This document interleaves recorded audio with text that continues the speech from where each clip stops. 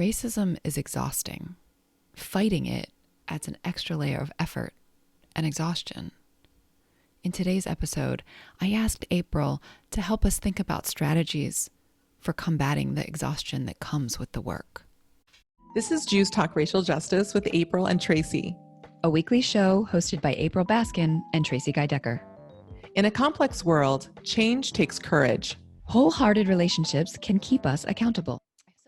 Your dad friended me on Facebook. I accepted his friend request. He went deep in my Facebook stuff. He was liking and loving and sending care around stuff that was, 6, 7, 8 years old. I guess he's been watching our episode. Hi, Dad. Hi, Daddy. All right. So I think we want to talk a little bit about fatigue. And in our last episode, we zeroed in on something that seemed to particularly impact white folks. And this week, we want to zero in on something that specifically affects people of color. Specifically, and especially Black people, but not exclusively at all. The manifestations of racism that cause extensive fatigue and health issues disproportionately affect Black people, but also other communities of the that make up members of the global majority. So, I just finished reading Jonathan Metzl's Dying of Whiteness, where it's a book length exercise in proving that it actually also shortens the lives. Racism also shortens the lives of white folks. Yes, yeah. I'm so here for that. I know it does. Thank you for naming that. So, there's so much to say here. Fatigue and overworking and the fatiguing impact of terror that folks face. Yeah. And I was joking with you before we started recording, like, I'm tired right now. Right. I'm often tired. I want to ask you about that too, though, because I feel like yes, everything you said, the hypertension and the anxiety and the cortisol caused by having to face microaggressions and all of the structural indignities that racism causes. But I also want to ask you about the exhaustion that comes from the work of fighting it, of educating around it, of having to, of surviving it, of fighting, of navigating, of fighting. Yeah. And doing the work of educating other folks, especially you as a woman of color, educating white folks. That feels like while we're naming, right? Oh, go ahead, please continue. It just feels like it must add an extra layer to the many layers being navigated of, things to pay attention to that then becomes exhausting. And I want to get more specific about this because I think you kind of basically addressed this earlier, but I want to get more precise in articulating it so it's clear to folks and for us that it's all the layering. And then it's also, for me, largely too, because I feel pretty resilient, take on a lot of stuff. It's also the lack of infrastructural support, the lack of compensation, the lack of resources that can hold us and support us, that we are often carrying these things on our own, whereas other people have all kinds of supports, just the psychological comfort of inherited wealth. Might not be a lot, but it's something. Or the likelihood, one of the sore spots for me over the summer, because in general, I just choose to focus on what I want and building that. And I've gotten really ruthless, which is sort of getting into some of the strategies around how to navigate some of these challenges around continually working to get clearer and clearer what is my role and not taking it all on.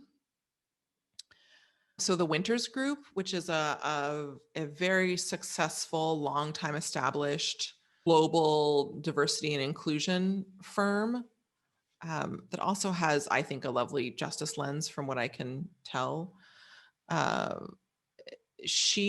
Mary Winters is the founder of it, and she wrote a book that was published, I believe, this summer called Black Fatigue.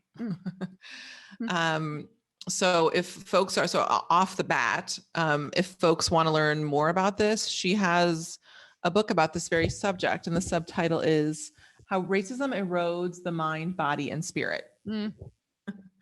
So there's a lot to say here. As is often the case, we're not going to get to it all, but I want us to touch upon this in a few key ways and be guided by our free flip the script resource that we've created, that we're now doing these episodes to provide even more free content for our community members and folks who are just encountering our work and are eager to learn more. And I think a lot of people of color, whether it's around like just a range of issues, have had to say with certain things, if we want to get food tonight, if we want to go to the school that we want to attend, whatever it is, that there's a Black tax. Yeah.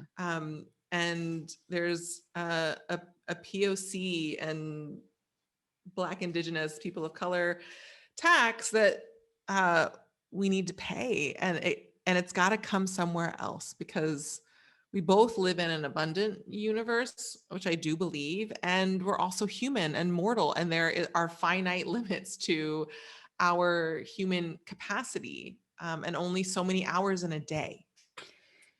Yeah.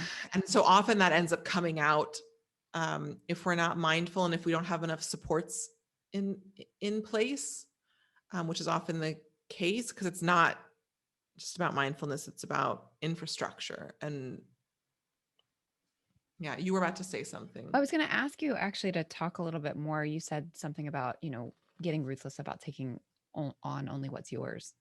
And I think that really resonated for me when I think about some of the other folks of color, especially Jews of color in my orbit, who are working so hard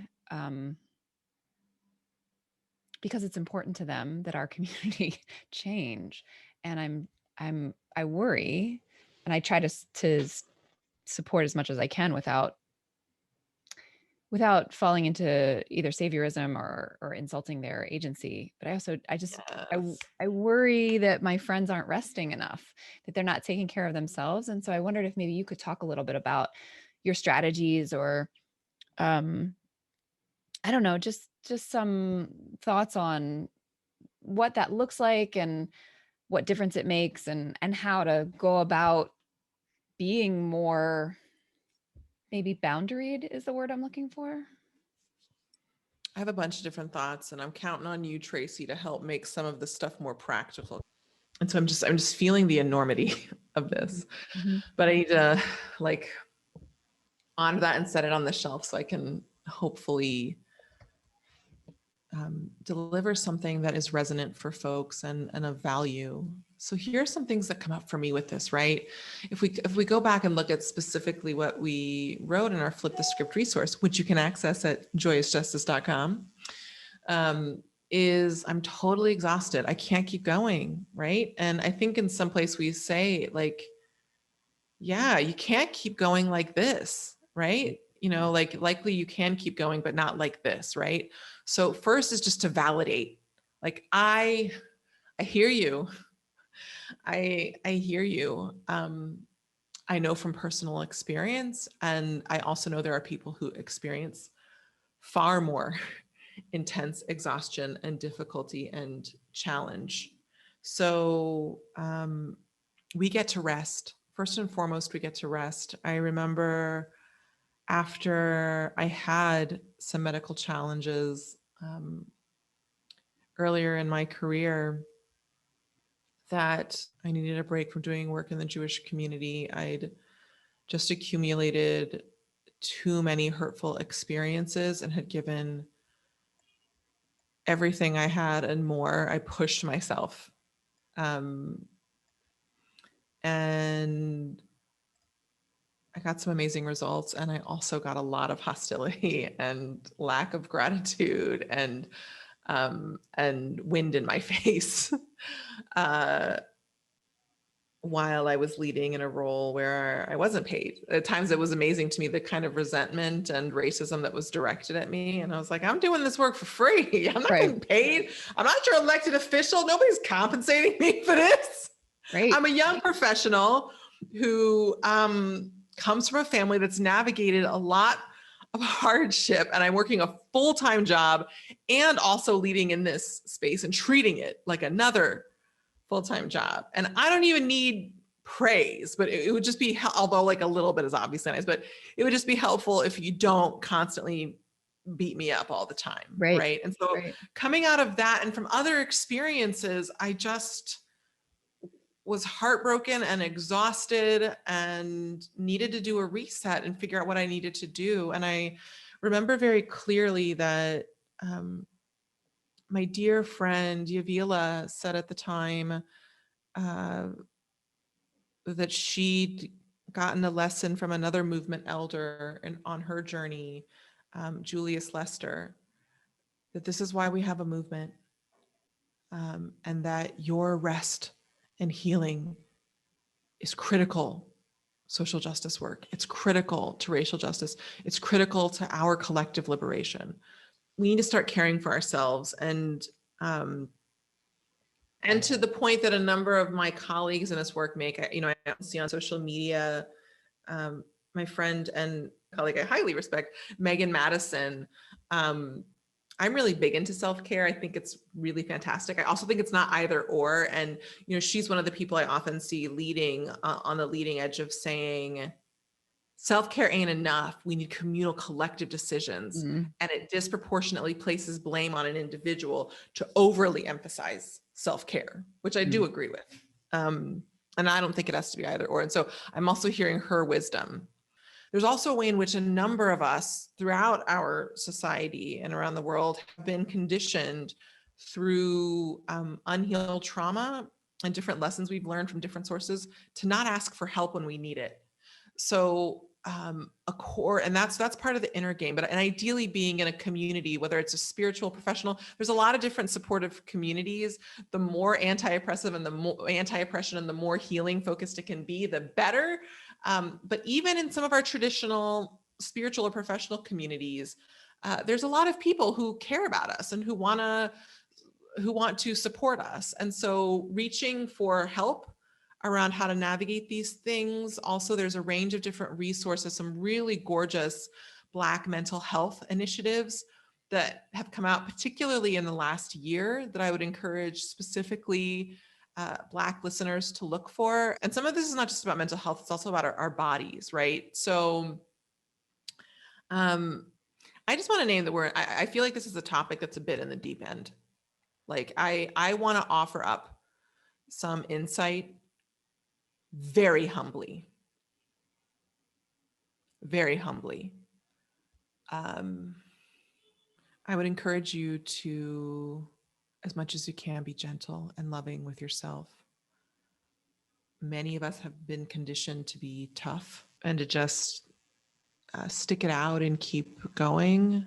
One of the things that I think I can say completely from humility that feels that it's in my lane to say is to really encourage us to be gentle with ourselves and listen to the messages our bodies are giving. I believe that our bodies are our allies. It doesn't always feel that way, but I believe they're trying to communicate with us in different ways for our thriving. And the more we can slow down and soften enough to listen, the better it is. And then there can be a lot of anxiety or fear that comes up when we hear the answer from our body, because we might think, like me, like I need to go to the doctor when? All of my schedule. How am I? No, I had so much. No, how do I? Right? Like then some panic can kind of set in. But if we can just breathe and remember, we can reach for help to help think through some of these things if it's feeling overwhelming. I think what I would say is you get to heal. You get to take the time that you need to heal. And if you don't have the time, because I know what that's like when you or a family member of yours may be ill or dying and the rent needs to get paid and it's difficult, also reach for help. There are a number of funds that have developed to help folks and a number of efforts. So that to me is really big. I would just encourage you, as tough as it is, to reach for help. And if you get rejected, keep reaching. Keep reaching, because you just may not have asked the right person, or you might have asked the right person at the wrong moment, but there are other folks and we need each other. And so that's a big piece that I would say. And the other piece that I would just put out as humbly as possible is that even if it feels impossible to get rest, it may take a little time, but I want to posit that it is possible. You might just need a little support and resources around figuring out a new way forward. I once heard a teacher saying, this really resonated with me, and it was said in a very loving, positive way, that most likely in our world, there's someone who has your situation, who's navigating pretty similarly close to what you're navigating, or possibly worse. And through help or through contemplation or through journaling or through prayer, they were able to find a pathway forward. And so as hard as it is, there is support. Another piece that came up for me early on that I'm just naming now, as I was thinking about this, that feels important, although it's hard to map precisely where it goes, is the value of healing. That a lot of things don't feel possible to us at times because we didn't have that support earlier in our life, and it wasn't there, and we did reach. And what I would say is that often those things happened when we were younger, and we're older now, and we have more resources available to us. And we are also better equipped, as tired as we are. A variable in this equation here is that we got to release, right? Like, I am fully, deeply entrenched in working in the Jewish community now. And part of that came from me being so blessed and fortunate. Shout out to Becky. Not all Beckys are bad. For reaching out to me and introducing me to a counter oppressive healing practice. I went on, here's like, I think my story can be helpful. I don't know if instructive, but helpful. I given up on working in the Jewish. I was so hurt. I was so hurt.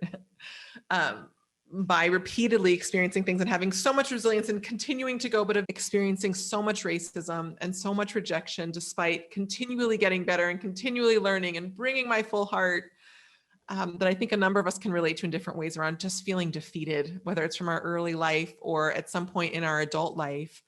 And the difference maker for me was not time, and it wasn't just my own healing practices. It was from joining an explicit healing community. In my case, reevaluation counseling or co-counseling, but it can be other somatic healing. There's a range, traditional talk therapy with a fantastic anti-oppressive therapist can also, there's a lot of different means. So I'm not meaning just to name one thing, but specific healing with another person in community or with another person who is there to witness and to allow us to tell these old stories that carry so much pain, the current and old stories, and have them just with their loving presence or things they say affirm our humanity and affirm that what happened was not okay and it was not our fault, right? That to me, a big theme here that's a little bit more subtle is the healing in the exhaustion and the healing from being in a place where we got to the point of exhaustion, and also the healing around the things that tell us that we have to keep working, or that we don't deserve better treatment, because and that's not our fault, but there is something. What I'm saying is that, especially with supportive community, we can begin to set different standards and reach for new places. I've done that in my own career. As I've moved through my career, I've moved into increasingly supportive communities that not only align with my values in word, but also in action. And when they don't, we are able to work through it together, and we can, and it's not only me continuing to reach, but they reach too. Ooh, I thought of something else really pragmatic that I meant to talk about. Welcome to Adventures Inside an ADHD Brain. Okay, so here's the thing, is that another piece that I think is interesting with this is that at times I think there's some folks who are saying I'm totally exhausted, and then there are other folks, which goes back to my point about being gentle with yourself, who are being incredibly self-critical, who are not meeting your goals, or who are stumbling and fumbling, and it's because you're exhausted. It's because there are way too many outputs, and it's actually not your fault. Right. You do have likely over time, once you get some additional support, you do have control to shift some of those things, but it's not necessarily easy and it takes time, right? And so I just want to say it's not your fault. Before things got even worse, I was talking to a friend of mine and saying to her, like, Shira, I'm falling behind on things, and I'm really ineffective, and I'm not showing up the way I want to. And I was going through all these different things, and she asked me some questions, and I was telling her all about it. And at the end of it, she said, Shira's so smart. She was like, April, just to put it really simply, I heard you just tell me about everything that's happening in your life, and heard that like 95% of what you were saying that you're doing right now, they're all outputs. It's all for other people. And I don't hear you talking about inputs. I heard you say that you're staying up late, that you don't have a social life right now, that you're giving a lot in work, you're giving a lot to the Jewish multiracial network, you're really working hard to advance them and put systems in place which will support them for years. Yay, so glad the systems are still supporting them years later.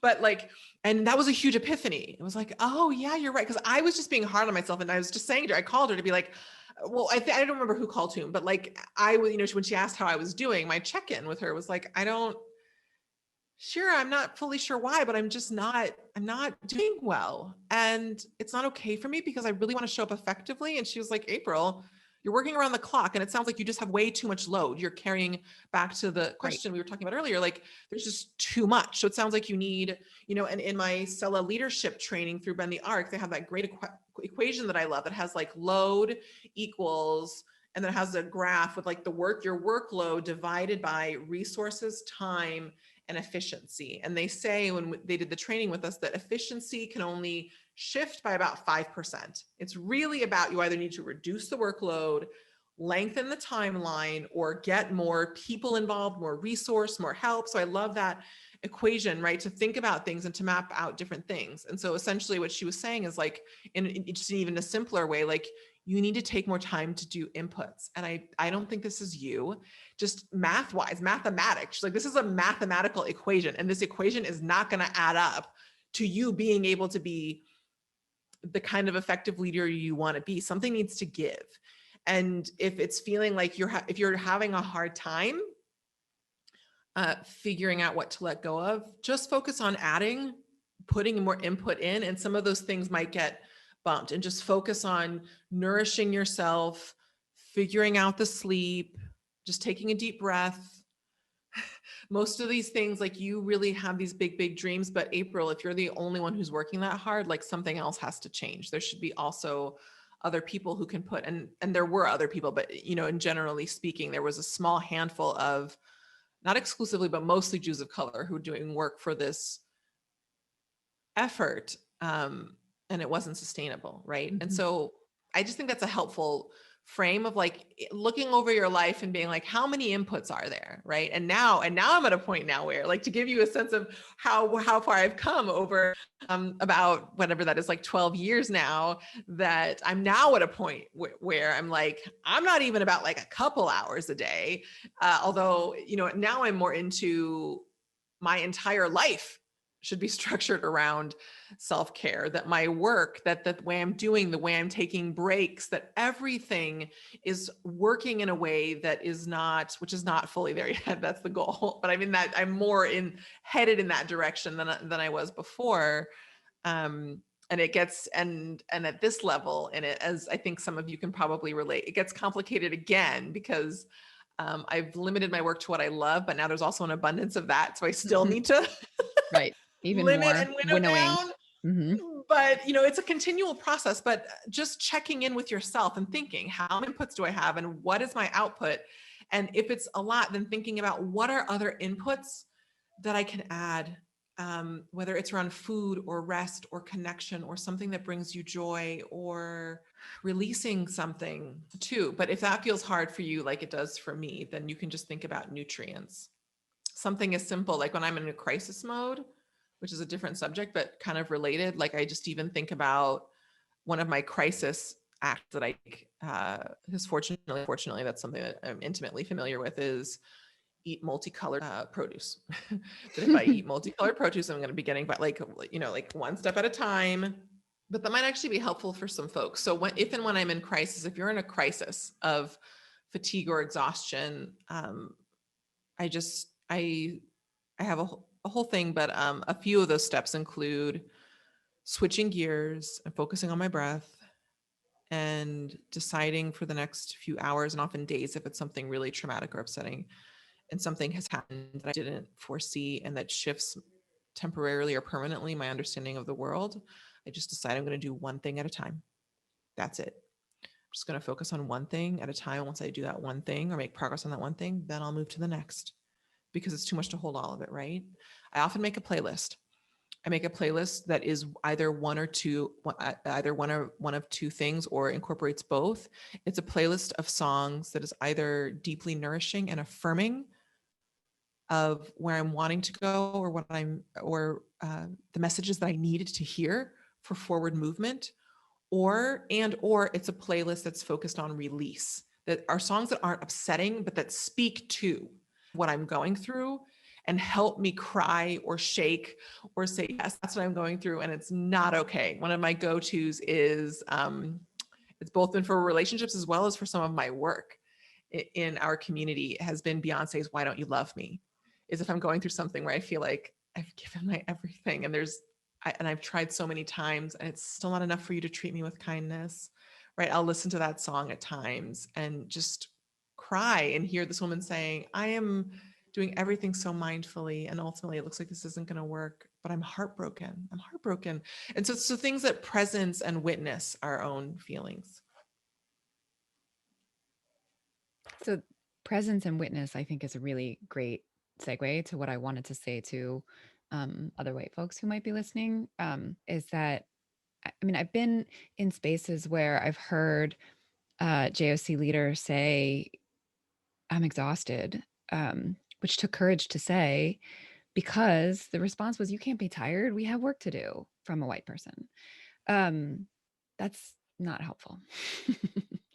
And not helpful.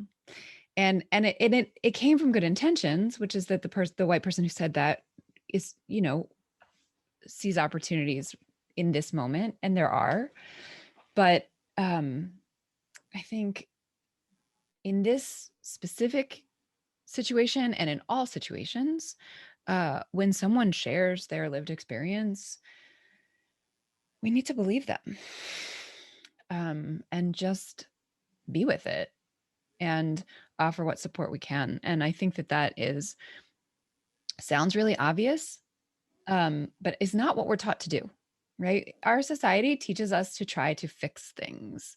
And that's not actually, especially from us white folks, if our colleagues, friends, loved ones of color are expressing, exhaustion at the work, fixing is not,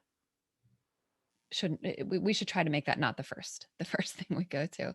So that's just my sort of piece of advice.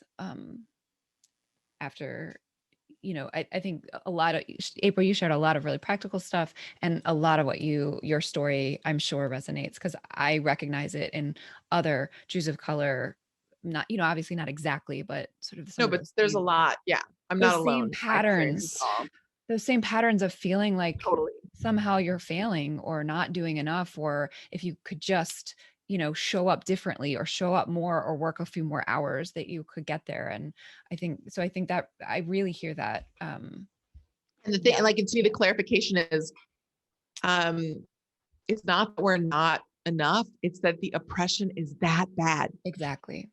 Yeah. And it doesn't mean that it's not surmountable, but we need to support each other more, because often the oppression sets us up to be working solo on things that need whole groups of people to make. And then often as leaders, we're set up to feel failures when in fact we were incredibly courageous. And despite not having enough resources, we stepped into the fray. And so that deserves incredible love and respect. And we get to reach for each other and continue to figure out how can we deserve to be set up for better success in our solo ventures, as well as within mainstream institutions, which is an ongoing learning journey in our community around how to set up leaders of color well, and everyone doing racial justice work, but especially leaders of the global majority, set us up for success and to be protected and respected and to get the feedback we need to hear, and for us to be able to give the feedback that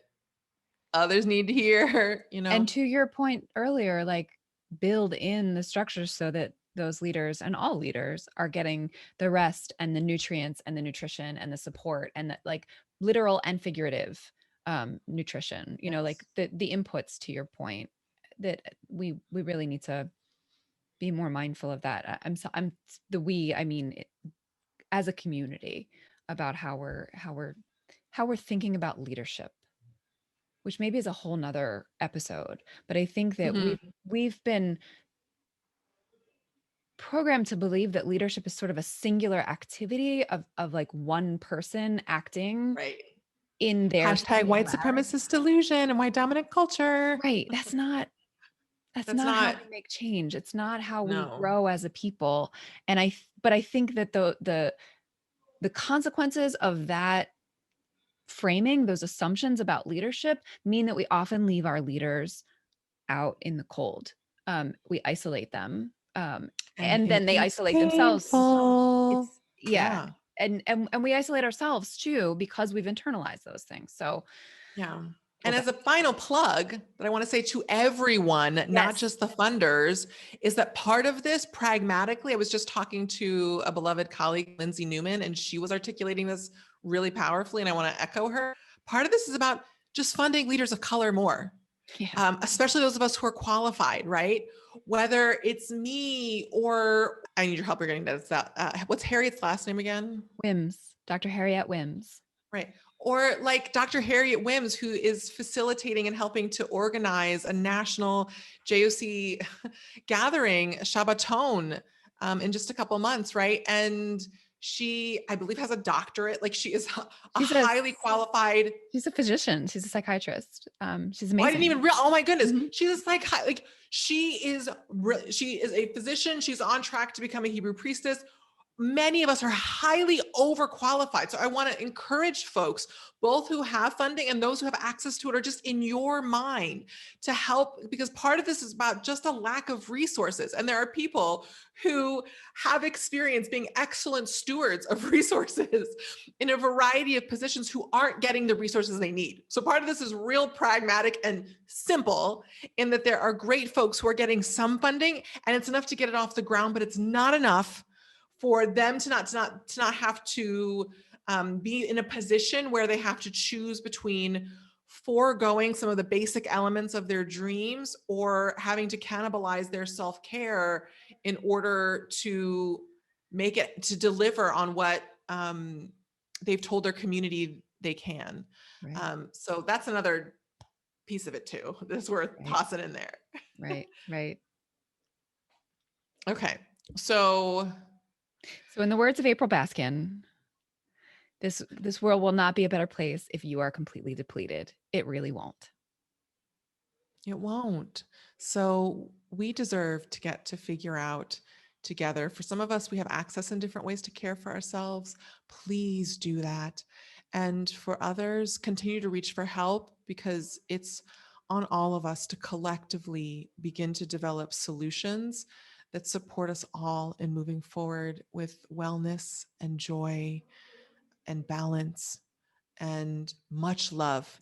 I'm gonna wrap us up for the episode with a plug. I'm really excited to let all of you listeners know that April and I are releasing a free 3-video offering called Moving Toward Racial Justice, which actually, April, I've been thinking about it. We should have called it Moving Joyfully Toward Racial Justice because The joy is an important piece of our offering. Tracie. I know it's too late. It's too late, but I'm telling you. No, it's not. We can revise it for the third one. For the third one, we will add it. But and those of you listening, you get a sneak peek that we're revising on the fly that you now know that no one else knows. Although the content is there. So this three offering. Start over. This free 3 video offering. It's a lot of fun. We had a lot of fun. 3 free video offering. I will put the link to the offering in the into the show notes for the podcast, and I hope that you will all come join us for this journey. We've had a lot of fun putting it together. Yes, we have. It's so exciting. Yay! Thanks for tuning in. Our show's theme music was composed by Elliot Hammer. You can find this track and other beats on Instagram at Elliot Hammer. If this episode resonated with you, please share it and subscribe. To join the conversation, visit juicetalkracialjustice.com, where you can send us a question or suggestion, access our show notes, and learn more about our team. Take care until next time, and stay humble and keep going.